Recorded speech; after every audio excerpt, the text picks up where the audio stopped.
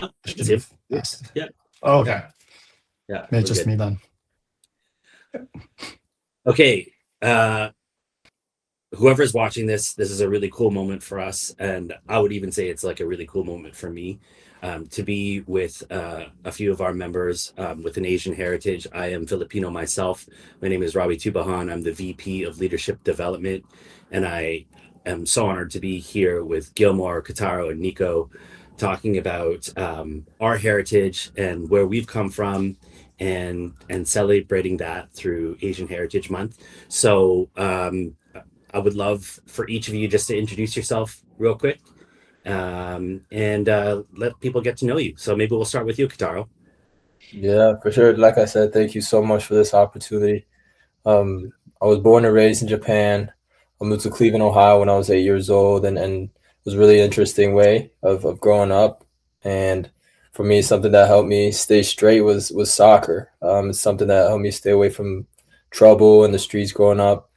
And I attended the University of Louisville in 2016, and in 2018, I decided to forego my junior senior year to go on play professionally.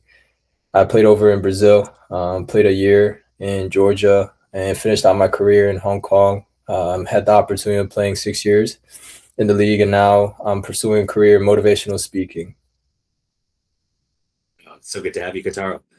Nico.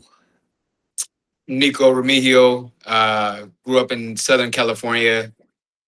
Started out playing football at Mater Dei High School and eventually went on to play 4 years at UC Berkeley. Then I grad transferred over to Fresno State for 1 year, um, and then entered the league as an undrafted free agent and have been with the Kansas City Chiefs for the past, going on to year 4 now. And man, I think representation as a half Filipino myself, there wasn't a ton of that in football, especially Asian representation. So, I think to be in this position, um, to have the platform to share my story is just such an honor, and I think to be a positive symbol for, um, you know, Asian American mixed kids like myself is such a powerful moment for me. So I thank you guys for welcoming me in this conversation. So good to have you, Nico. And you got that SoCal Filipino accent. I'm like, am I talking to my cousins right now? It's so distinct, man. Gil. Yeah, hi, I'm Gilmore. I was a speed skater on Canada's national team for 13 years. Was lucky enough to go to 3 Olympic Games, 2014, 2018, and 2022. And, I guess throughout my career in sport, I always kind of used sport as a way of fitting in. But as I kind of got older and hopefully a little wiser, kind of found out that my Asian heritage and being Filipino was actually part of my superpower. And there was a point in time when there was two Filipinos as the fastest guys on ice. Myself in long track and J.R. Selski in short track. But it's always been kind of a thing that's always kind of puzzled me why there weren't more, at least Filipinos in the sport, and more like representation on our national team and here in Canada. So, now that I'm retired and want to try to give back to the sport, this is something that is important to me. So, uh, super honored to join you three on this call and just talk about it. Yeah, I love that. That's so cool. I didn't know that about you two being the two fastest at one point. It's super cool. So I love this. I love this conversation, and I love what you brought up, Nico, in terms of representation, because I think it's so important for people to see. People like us in the places that we've been to. I myself have never been a professional athlete, but I'm also someone that I feel like creates a level of leadership in this conversation, which I think is also important. So I would love to understand maybe just a couple things, but the first question that I want to ask is like, how is your cultural identity shaped your experience as an athlete? So maybe Kotaro, we'll start with you. I think for me, Japanese culture tends to bleed in times of moments here and there. I think one of the things is just a lot of organization. I think Japanese culture is very organized.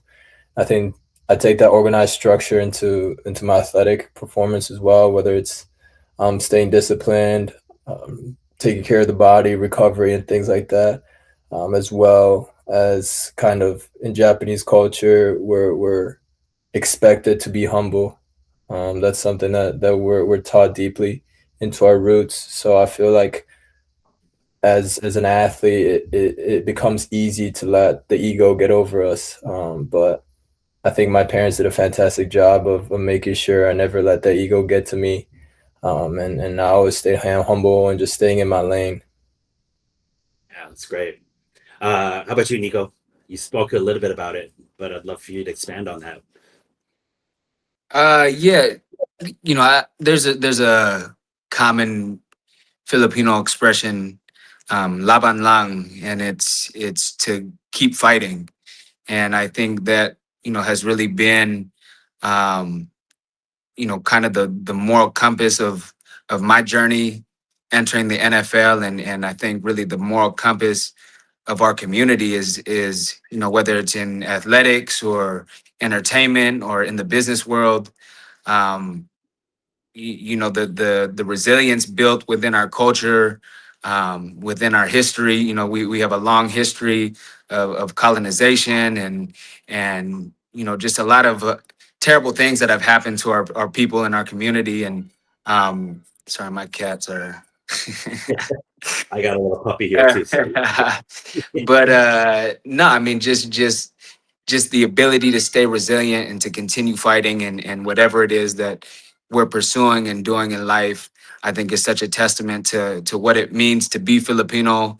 And again, just such an honor to be on this platform and to be a positive symbol and representation for our community.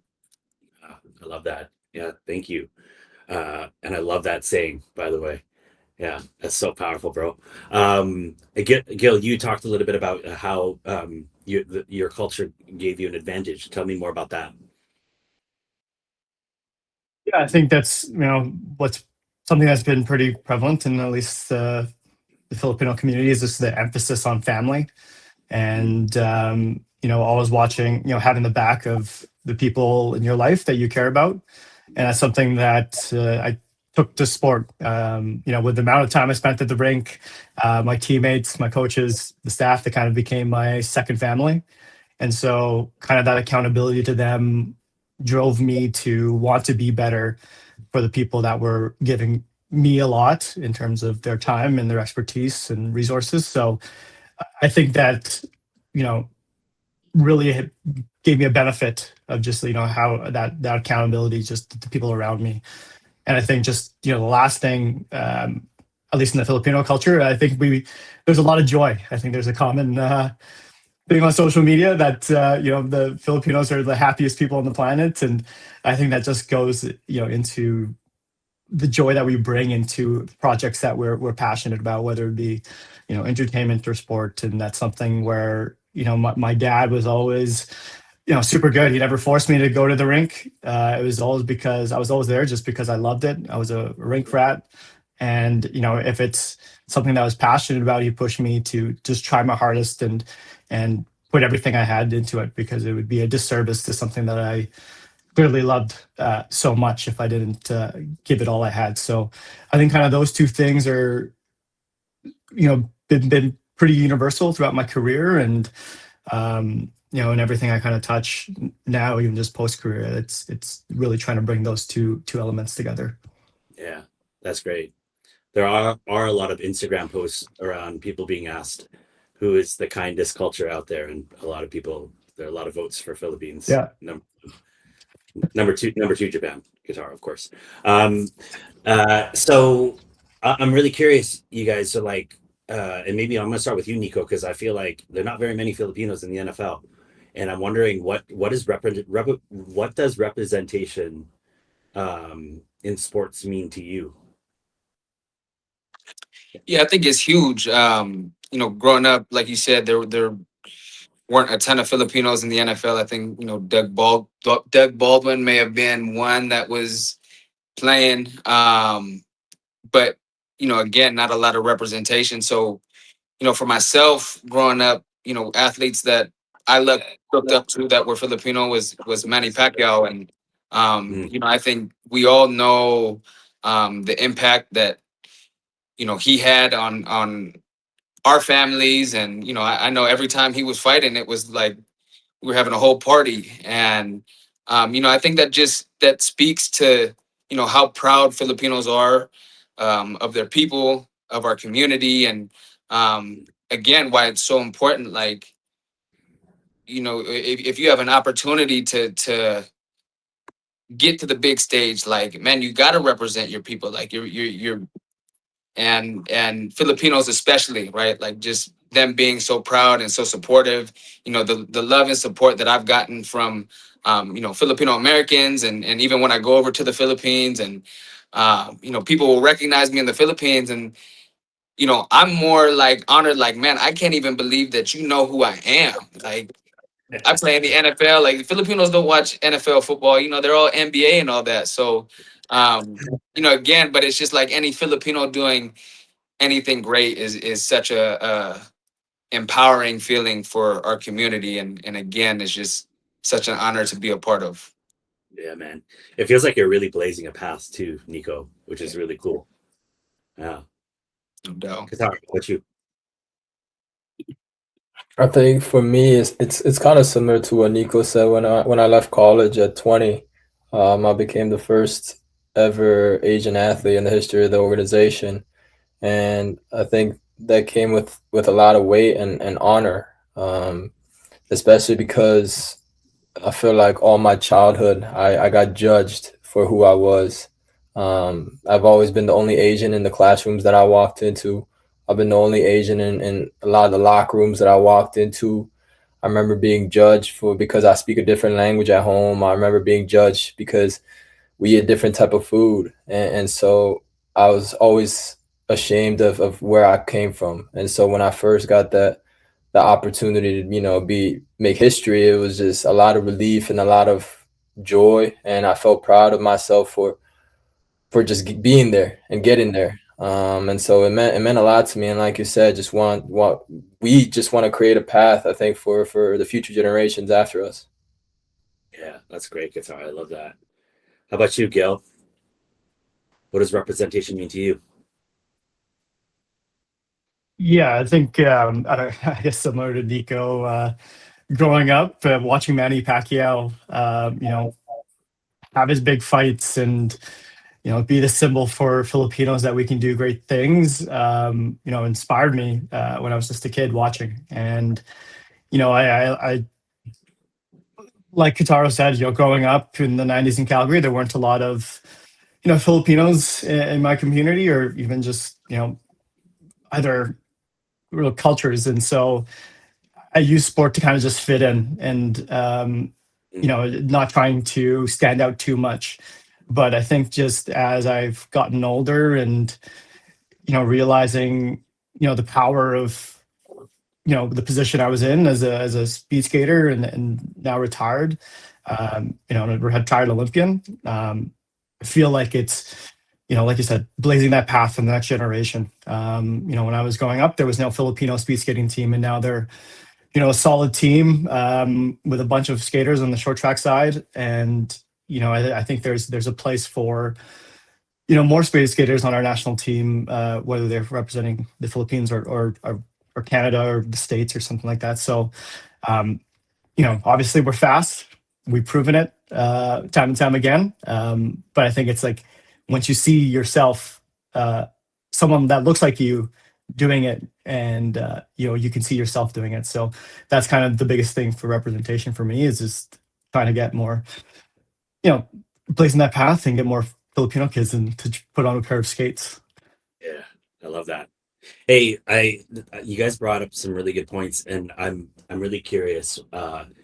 what do you wish more people would understand about the Asian athlete experience? I'm just gonna throw that out there, and whoever wants to answer, because as trailblazers, you are creating this new path. So what could be more understandable about the experience?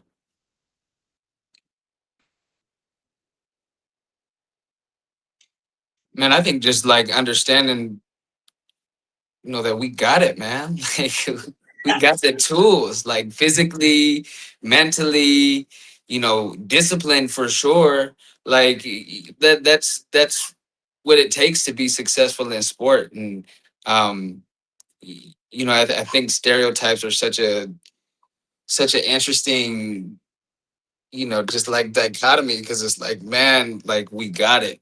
And so like it's really as simple as that for me. Mm, yeah, I love that, man. That's so empowering. Yeah, what else?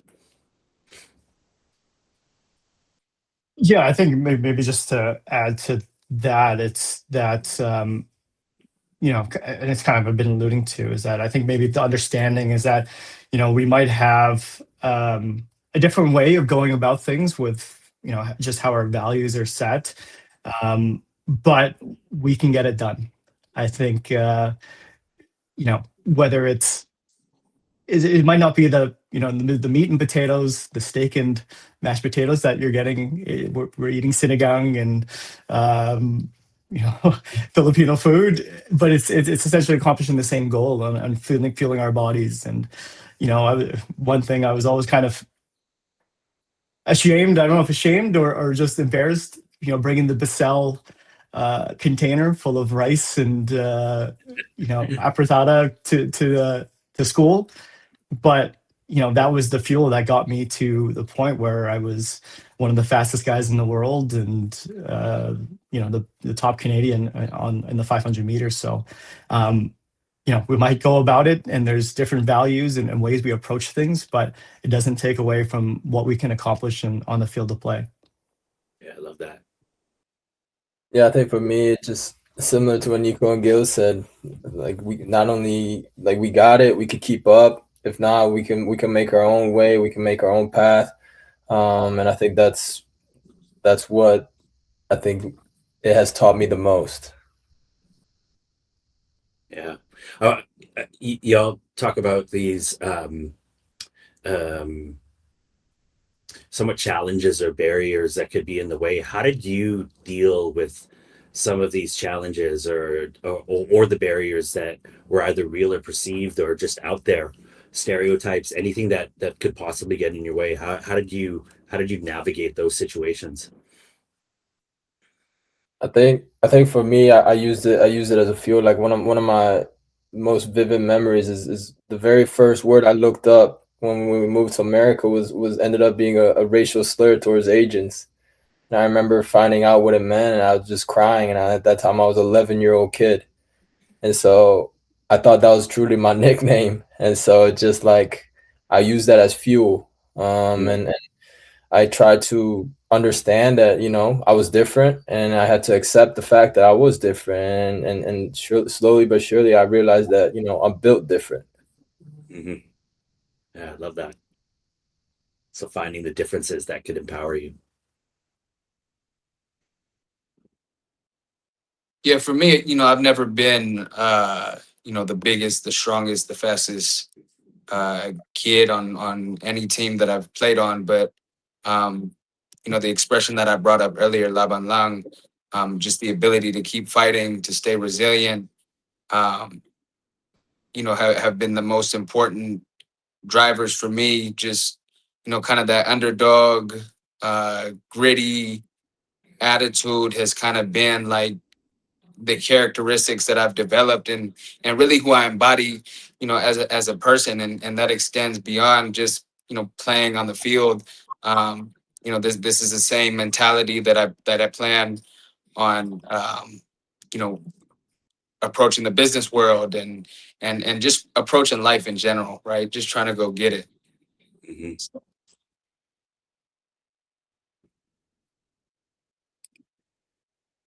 Yeah, and I guess for myself, I think, as I said, like growing up in the Southwest Calgary, as one of the only Filipino kids, I didn't want to stick out too much, and I think that's something that, when you look at media and the portrayal of Asians, we're the sidekicks, we're the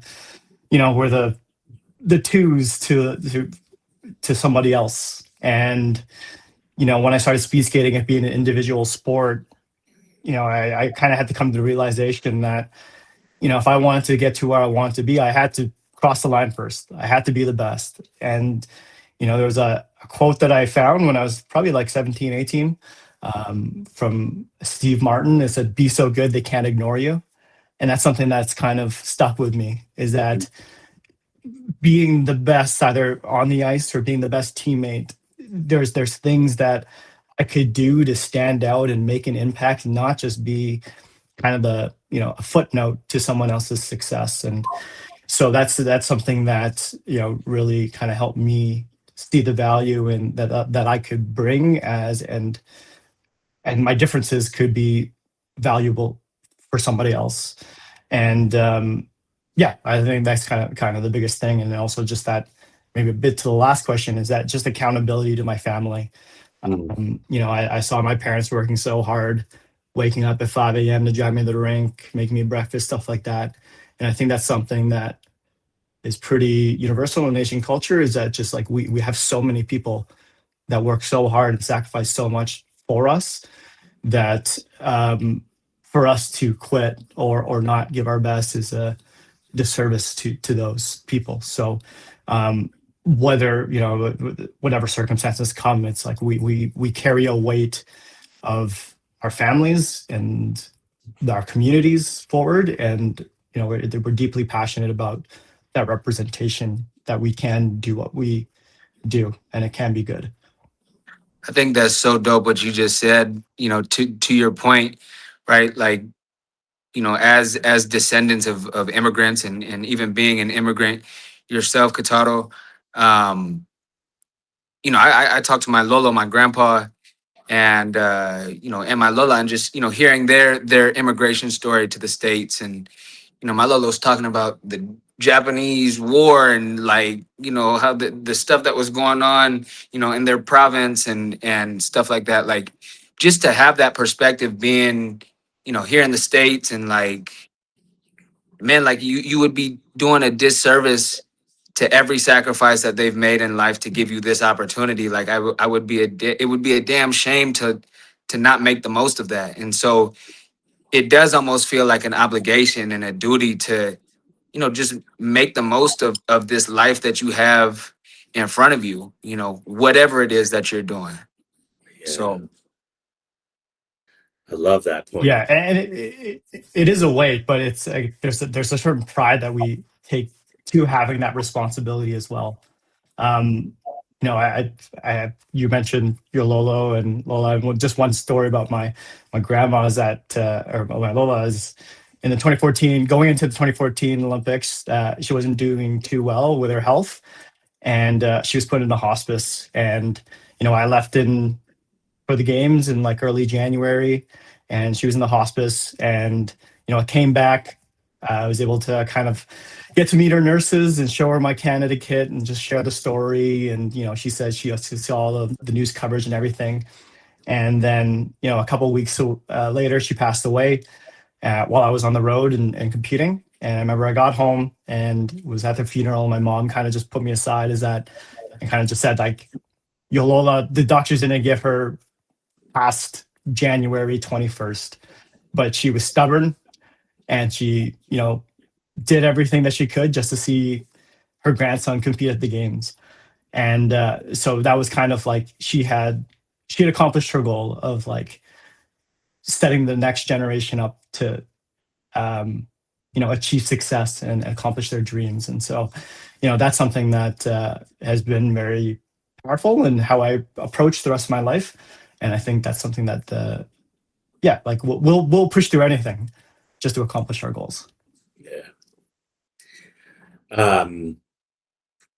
Thank you guys. Those are amazing answers. And I'm curious, if you had the ability to to like wave a magic wand, right? To be able to make a decision or make some changes or do something that would support this conversation around representation, around how we can see more people who look like us in professional sports. Like, what would you do?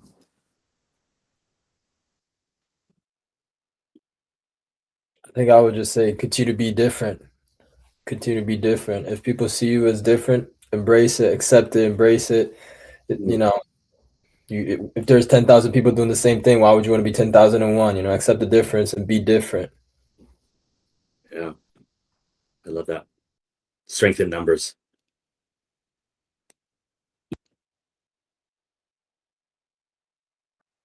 I wouldn't say like there would be anything necessarily that I would be doing different, but um, I think the biggest part to representation is just having pride in your roots and having pride in where you come from and your background, what you represent. Like that's what representation looks like for me. Like as a Filipino, holding up the flag when you're on the biggest stage in the world, right? Like that's what it looks like. And so I think less of like what I would do different and more continuing to do so. Yeah, I love that. Yeah, I guess just thinking about it, I think just being able to use your different is good. Different isn't bad. Being able to use your voice to make an impact on your community. And I think for myself, like I'm a product of being a Filipino and growing up in Calgary, having access to the Olympic Oval, and it's like this blend of like who I am, uh, and just the situation and the culture that I grew up around, and leveraging both to be someone that I'm proud of, but also that accomplished a lot. I was able to leverage a lot of those and blend a lot of the cultures that I'm a part of. So I think it's being able to be open, being able to just see what's around you and take the pieces that you like, but also just being able to just like value someone else's differences and how they can and help you improve. So I think that's one thing that I'd be encouraging, is that just find understanding and find the benefits in someone's differences, because they can be really advantageous to you. Yeah, it's really beautiful. I love. I think the combination of everything that you're saying is like that you all are saying is this idea of like the strength of who you are, and of a pride and a confidence in what comes with that. And if it's being different, that is a power within itself. So ultimately, the the the power of you three showing up in the way that you are showing up even right now, is going to inspire people and hopefully inspire a younger generation. But we talked about this, Kotaro, like if you had the opportunity to talk to your younger self, and essentially maybe even like talking to a younger athlete that's out there and give them some words of wisdom, what would you tell them? I think for me, I keep it simple. Keep fighting the good fight. Keep fighting the good fight. It's gonna be worth it.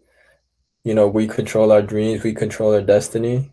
As long as you stay in your lane, you keep doing the work that you're supposed to do. I think our dreams are meant to come true. Mm. Oh, I love that.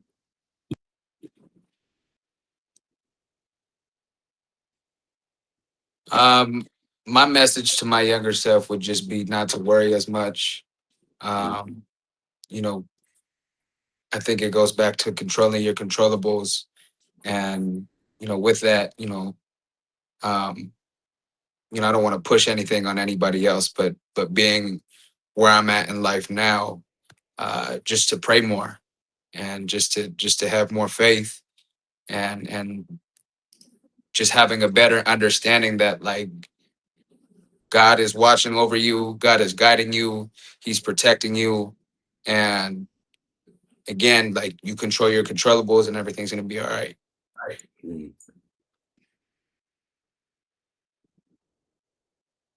Um, are we allowed to curse in this? Or I'll reserve it. I'll be reserved. But something I would tell my younger self is to get off the bench. I remember I was playing a hockey game. We got to overtime, and I remember just letting the other kids pass me because I didn't want to be on the ice.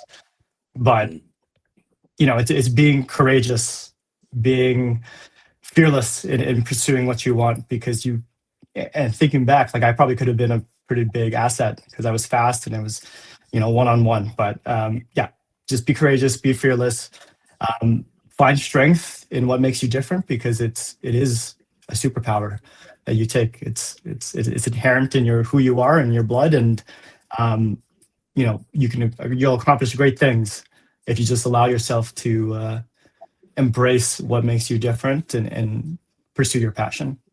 Mm. That's so great, guys. Yeah, and maybe starting to close this out here, I'm actually really curious with each of you. Um, what are your hopes and dreams? Like, what's the vision? What's the legacy that you want to build? What are people gonna say about you? I think Robbie, we worked on this all year, and you know best. But my biggest goal and dream is to give all glory to God. And I hope I'm remembered as someone who feared God, who was a God fearing man. I think that's all I can ask for, and that's all I can live for.